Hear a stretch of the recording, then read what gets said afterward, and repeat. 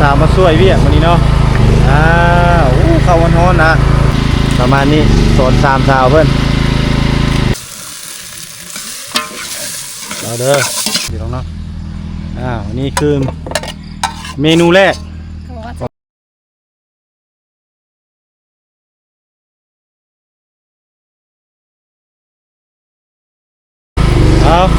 วันนี้เมนู3 สาวเฮ็ดอีกอย่างกินนี่ทอดไข่อันนี้เกิดเป็นไข่3 สาวมาช่วยเวียกวันนี้เนาะเข้าวันฮ้อนนะอัดเลยติดเดียวเนาะพอดีกินอยู่แล้วโอเคอยู่แล้วพี่ดากำลังเห็นยังกันนี่โอ้ซอยหัวผักบัวอันนี้ที่ซอยใส่ทอดไข่บ่ซอยอีกเด้อนี่เด้อเอาจากอันนี้หัวหนึ่งใส่อันนี้หัวหนึ่งถึกแล้วนี่ใส่ทอดไข่แต่ว่าซอยอีกจาก3 หัวไว้คั่วใส่ปลากระป๋องโอเคเตรียมกระทับไว้ยังละเร่นี่คั่วขี้โยมมื้อนี้สอนให้3 สาวเพิ่นเฮ็ดอันนั้นเฮ็ดทอดไข่เมนูง่ายๆแซ่บเจ้าคือบ่ทับกลางครึ่งเลยเปาะกลางครึ่งแล้วแกะเลยแบบเลยบ่สบายบ่วงหั่นนั่นแหละแกะเลยจ้วกเท่านั้นละโอเคแต่วันนี้ก็แล้วเอาไปทิมบัดเดียวอย่ามันเอาใส่ในถ้วยตัวนี้คือเก้าก็ได้แล้วเอาไปทิมบัดเดียวประมาณนี้อันนี้สาเหตุที่เขาใส่กระซ้ำนี่ก็คือเวลาเขาเอาเครื่องปรุงใส่แล้วเขาล้นมันจังโบเฮียเนาะประมาณนี้สอน3 สาวเพื่อนน้ำมันเขาก็มีแล้วทอดสบายกินข้าวกินน้ำอยู่ที่ก้อนจังเมื่อมันนี่ก็ได้เนาะจอกทำไมยังจอกได้กินน้ำบ่จองจองเป็นอยู่เทิงบ่ปุ้นไอ้อย่างใส่กับว่าอยู่นี่ใส่เลยแล้วนี่หามาใส่เลยไปรั่วเลยไปค่อยเดี๋ยวใส่อีกใส่ลงไปโอเคเดือกเป็นนัวน้อยเป็นนัวประมาณ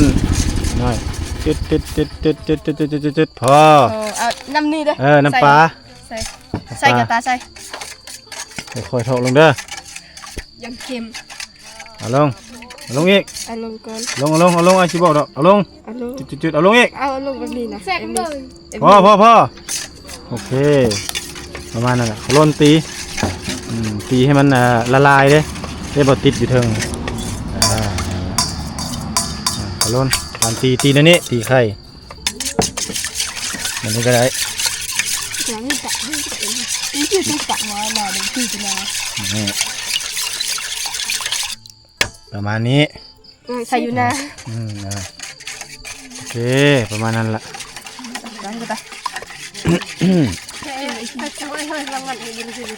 มาเอาตัวนี้มาห้อยใส่จังน้อยจับยุบเอาก็ได้ยุบเอามาใส่เอามาเลยนี่ใส่นี่เหรอใส่เนี่ยพ่อสำนั้นล่ะโอเคเอากระเทียมทับแล้วก็ใส่ร้อนมันกระเทียมนะกระเทียมต้องใส่น้ำมันคั่วทับใส่โมนั่นก็จะเอาใหญ่โอ้โมฮาโบมีเนาะใส่โบโลพอแล้วสิพอแล้วโอเคแล้วแต่ว่าอันนี้ใส่ใส่ตัดให้เชื่อมกันสัก2 ใบก็พอแล้วซอยมาเลยแล้วจังเขาเลือกเอาซอยมาเลยก็ได้แล้วเขาเบ่งเอาโอเคซอยเลยบ้านี่โอเคไม่จุอุ่นแรงไม่จีโอเคยามันให้มันถึงน้ำแล้วให้มันแห้งเองที่จริงโม่ถ้ามันต้องเป็นแบบอันนั้นเนาะมันต้องเป็นแบบโม่ขางโม่กระทะคืออยู่เฮือนเจ้านั้นแต่ฮะบ่มีเอานี่เอาเนาะได้แบบนี้ก็สบายคือกันเฮียนหูไปนั่นแหละเนาะทอดไข่ทอดยังหูภาษาเมื่อกี้เฮ็ดอาหารแบบลาวแบบบรูหูแล้วเนาะง่ายๆแบบบรูเนาะง่ายแฮงกินแต่มักเผ็ดแบบบรูกินแต่มักเผ็ดแล้วกินมักเ เพชรกินปลากินแต่ปลาใส่เป็นเนื้อใส่เกลือแล้วเลย แล้วเลยเนาะ โดย ผักแกงหน่อไม้ได้ใส่แนวใด แกงหน่อไม้ใส่ปลาเสบัก ฮะมีหยังเสียบรักมีหยัง ใส่อีหยังปลาเสบักเนี่ย จะเสียบังฮะ ใส่หญ้า ใส่หญ้า ผัก นี่หยังว่าหญ้านี่เขา เสบักนี่เหรอใส่บ่นี่ อ๋อสำนั้นแหละลงไปโอเคล้นนั่นล่ะอันน้ำมันไปใส่บ่นี่ เอาน้ำมันไปคน ใส่อันนะฮะจองน้ำเอามา เทดับเอาบุกี้ จองบ่ต้องจุ่มน้ำเอาออกจากน้ำมันสิบ่อันนั้นเสด็จซับให้มันนั่นเอามาเลยนี่เอาพี่น้ำมันเอามาพี่ น้ำมันก้อนนึ่งน้ำมันก้อนก็ได้ น้ำมันกระเทียมทับมาเจ้าตาแปลกระเทียมเบิ่งใส่น้ำมันสำใดถกลงโอ้พอแล้วโอเคดังไฟให้มันอันนั้นมานี่ สาวหุดสักหลบ นี่ จักยังบ่ลุกอันตัวใด เป่าให้มันลุกก่อนก็ได้นี่หม้อตั้งนี่หม้อนี่หม้อตั้งนี่โอเคจุไฟกันมาอันนี้โอเคสอนน้องๆก่อนเพื่อมื้อหน้าไอ้ายโบอยู่ไอ้เมืองเมืองน้องก็สบายถ้าเจ้าเฮ็ด สบาย เฮ็ดกิน ไทยอ่ะเค็มๆเลยช่างตาลมากินเค็ม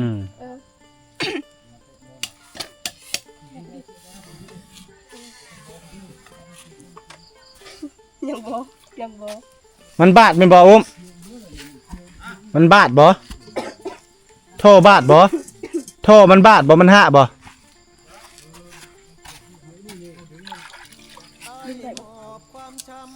ดึงบ่ได้บ่ ยังกำลังเฮ็ดเนี่ยกำลังแปลงอยู่ มักเพชร มักเพชรบ่ใส่ตัวนี้มักเพชรต้องซอยใส่อันนั้นพุ่นซอยใส่ยัง ซอยใส่อันนั้นพุ่นกระป๋องปลานะฮะ โดย ตามล้างดอกอันนั้นนะอันนี้ต้องดังไฟให้ลูกก่อนอันนี้ ลูกแล้วไทย จังน้อย ย่อแล้วดอก มันยังบ่ฮ้อนถ้ามันฮ้อนมันสิอันนั้นดอก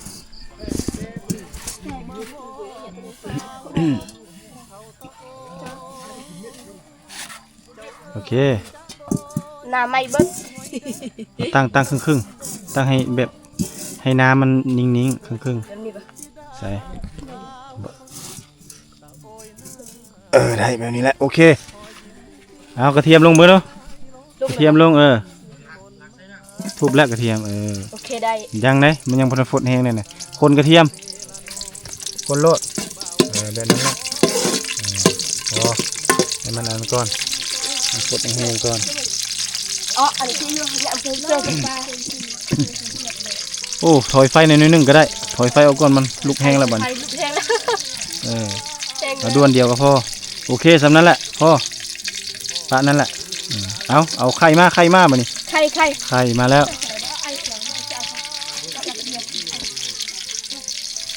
โอ้มันไหม้แห้งเลยเอาถอยไฟเอาอีกนิดนึง ไฟน่าจะเฮ็ด เอาถอยไฟนึงอันด้วนนึงออกก่อนโอเคเอาใส่เลยตอกลง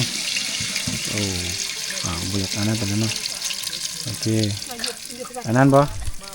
เดี๋ยวอันนี้บ่นี่เอาบ่ต้องเอาเครื่องกลางมันนะนี่เดี๋ยวมันก็สิไหลมาใส่เอาโอเคทอดไข่ใส่หม้อเคยเห็นบ่พี่น้องสุ่มเขาอีกนิดนึงก็ได้ ใส่ไผ่บ่โ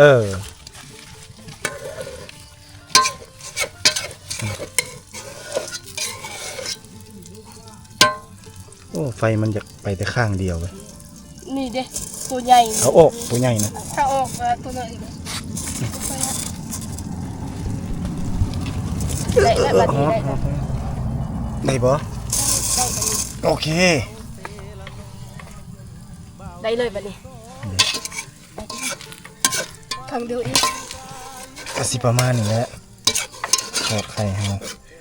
ทอดไข่ใส่หม้อมันสิยากหน่อยนึงเหรอยากอะไรนี่แหละบ่ได้ยากหน่อยนึงมันจะบ่เป็นไข่คั่วเด้อพี่น้องเด้บ่แม่นคั่วไข่มันบ่เป็นทอดไข่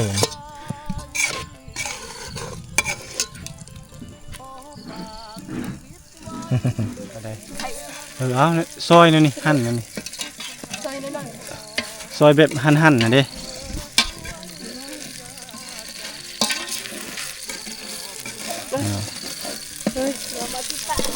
มันเสียกัด ได้นะโอยไฟเอา สิ อี ไม่ ก สิไม่แล้ว โอยไฟเอา ได้ชาญเลย เอาอีก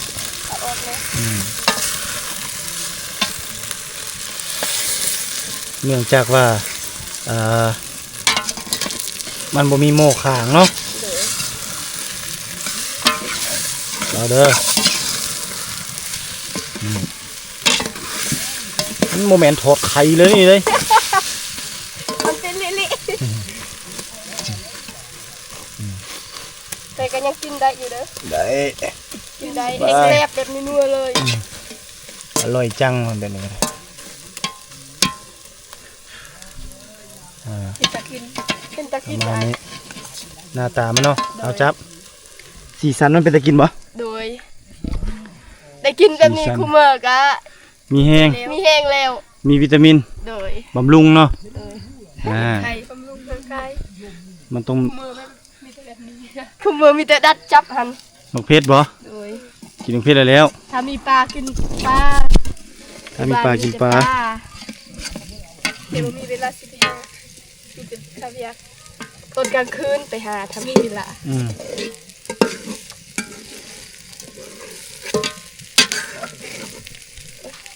โซนในโทษไข่โซนในเห็ดนั่นเห็ดนี่ให้มันเป็นสบายเวลาเขกคนมาเวลาอายมาไอตุกสั่งโทษไข่เด้อโทษเป็นครัวปองปลาเด้อครัวเป็นโมเมนต์ได้แกะปลากระป๋องออกแล้วก็ต้มใส่ถ้วยเลยเนาะมันอันนั้นก็คือมันป่าอยู่ในกระป๋องแล้วมันเขาเจ้าบางเทื่อเขาจะใส่สารกันบูดใส่อย่างมันดนเลยเด้เราต้องฆ่าซื้อลองพริกบ้างแม่นพริกมาทางนั้นพริกมาทางเก้าไปเอาลงบนเก้าไปน้อง หมุนแล้วโอเค คือสิสุกไป ประมาณนี้แหละทอดไข่บ้านครับมันจะเป็นคั่วไข่ไม่เป็นทอดไข่เนาะนี่เนาะประมาณนี้แต่ก็โอเคอยู่ ได้สร้างคือเทพวันนี้คอยเฮ็ดคอยกับไอ้ตุ๊ก ใส่งาน กับเจ้าตากับธิดา3 คนเฮ็ด ดู 4 คนเฮ็ดมี กินได้อยู่พี่น้อง คนโปรดของ FC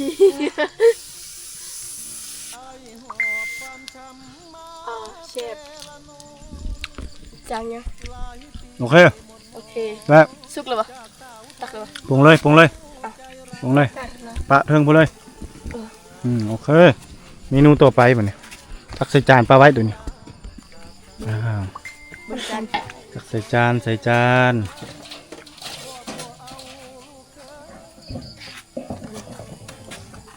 จักสุกจักเชฟบ่แซ่บแล้วเนาะ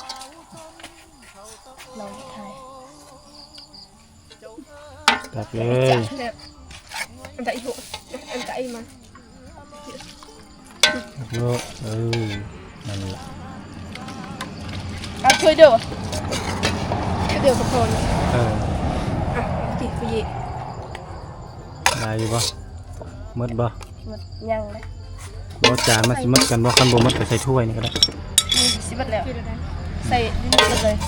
โอเคเอาบัดนี้ลองเนาะนี่คือเมนูแรก ของวาสนา ของวัฒนาผมไปกินอยู่ได้เนาะใส่น้ำมันตรงกะไข่จักหน่วยใส่เท่าไรถ้าน้ำมันหลายมันก็บ่ได้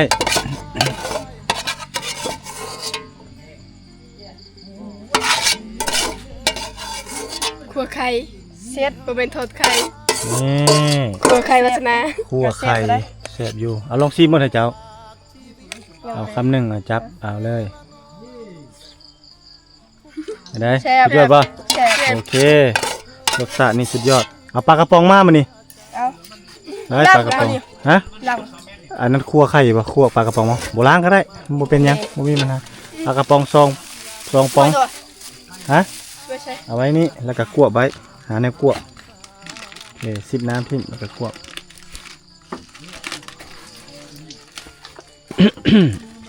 มาเลย เซ็บอยู่ได้ ใช่ป่ะแยกก็กินอยากคันยากเกิด 2 กระป๋อง 2 ปองมานี่แกะใส่นี่เลยแกะใส่นี่แกะได้ป่ะกินป่ะ ลองเบิ่ง เอานั้นบ่วงเอาบ่วง บะหมี่เนื้อแกะ บ่เอาบ่วงก็ได้เบิ่งไอ้สิแกะให้เบิ่งนี่เอาจับกล้องให้ นะน้องสิจับ จับกล้องเนี่ยสามสาวเบิ่ง มือ นี่เด้อวิธีการแกะนี่เห็นบ่ทางนี้เห็นบ่เราเห็นกาบ่วงนี่ก็งัดจังซี่เดี๋ยวว่าบ่วงนี้เอาบ่วงตัวใหม่ตัวนี้มัน สิ อ่อน หัดแล้ว เอาบ่วงหนาๆบ่วงหนาๆมาโอเคนั่นละบ่วงเดี๋ยวมันก็งัดไปนี่ เบิ่งนี่แค่เด้อเตะตัวพี่ถึงน้องเอามีด นี่ ผมต้องเอามีด เจ้าเอามีดบ่กระเทาะนี่ นี่ปลากระป๋องแซ่บซาเมครัว ปลาติดคุกเนาะ ปลาตะคุกซาเมครัว อืม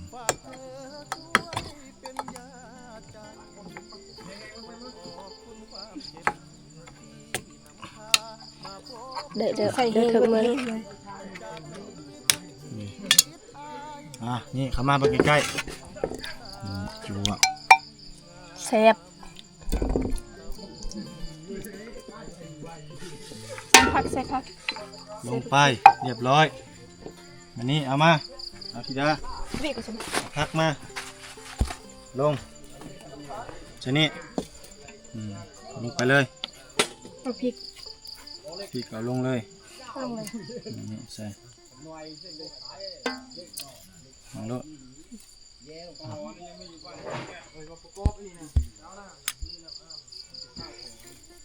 อเคนี่ละหลังจากนั้นมาพี่กล่องมานี่ตักน้ำมาจกหนึ่งลงไปเข้า ไปทำเนี่ยอุ้ย 2-3ด้วนก็พอละเอาเข้าวางกลางดับ ดึงดังขึ้น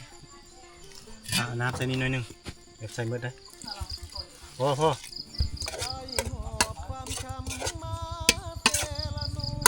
อันนี้เขาเอิ้นว่าคั่วปองปลาค้าง ใส่หนวด ใส่ ใส่แนวใส่แต่น้ำเค็มบ่ ซีมันก็ได้เอาว่าน้ำปลามากกับเป็นนัวก็ได้น้ำปลากับเป็นนัวนิดนึงขนมบ่ใส่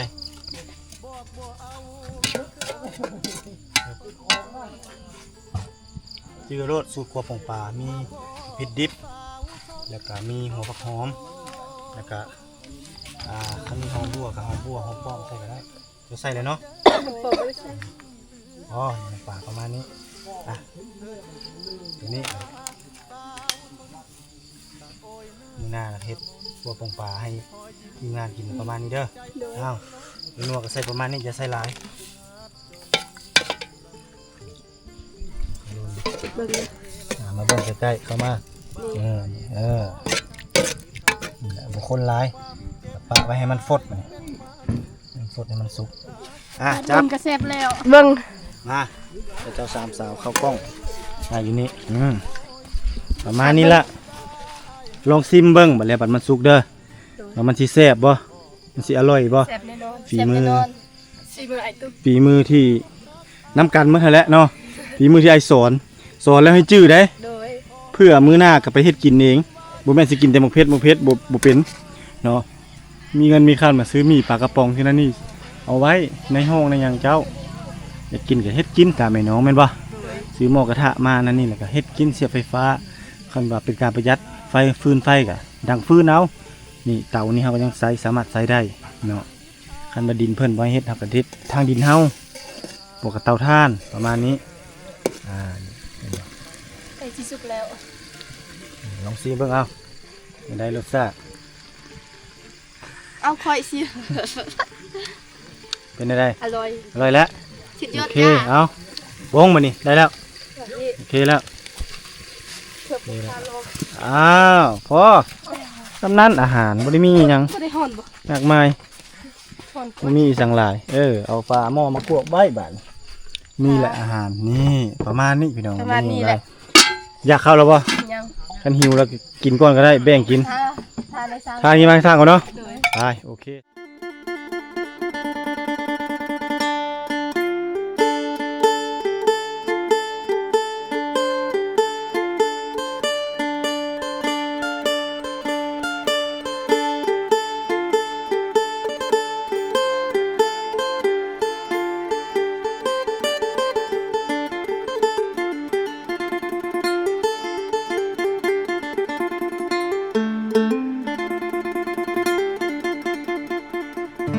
อายหอบความช้ำมา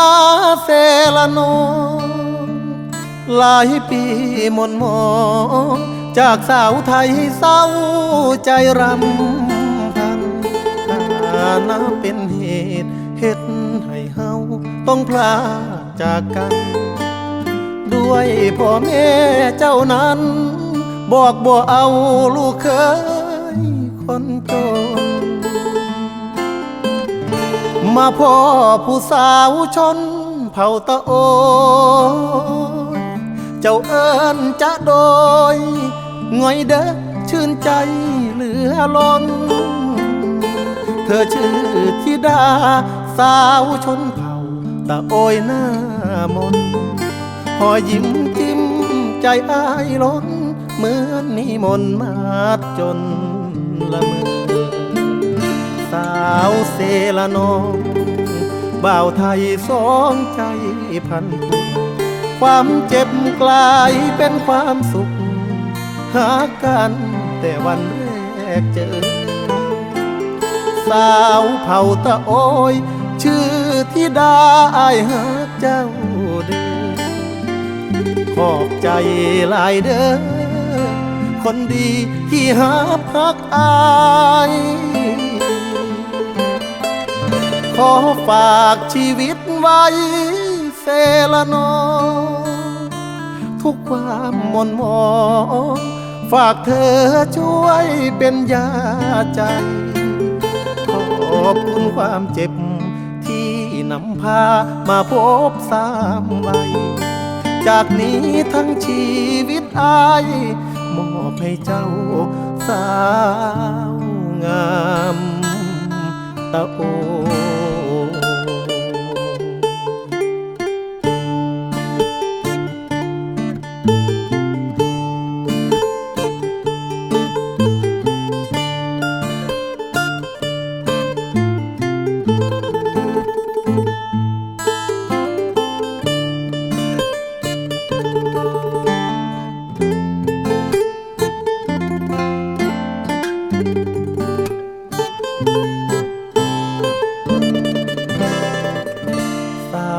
เซละนองบ่าวไทยสองใจพันผูกความเจ็บกลายเป็นความสุขหากันแต่วันแรกเจอสาวเผ่าตะโอยชื่อธิดาอ้ายหาเจ้าเด้อขอบใจหลายเด้อคนดีที่หาพักอายขอฝากชีวิตไว้เซละนองทุกความมนมองฝากเธอช่วยเป็นยาใจขอบคุณความเจ็บที่นำพามาพบสามใบจากนี้ทั้งชีวิตอายมอบให้เจ้าสา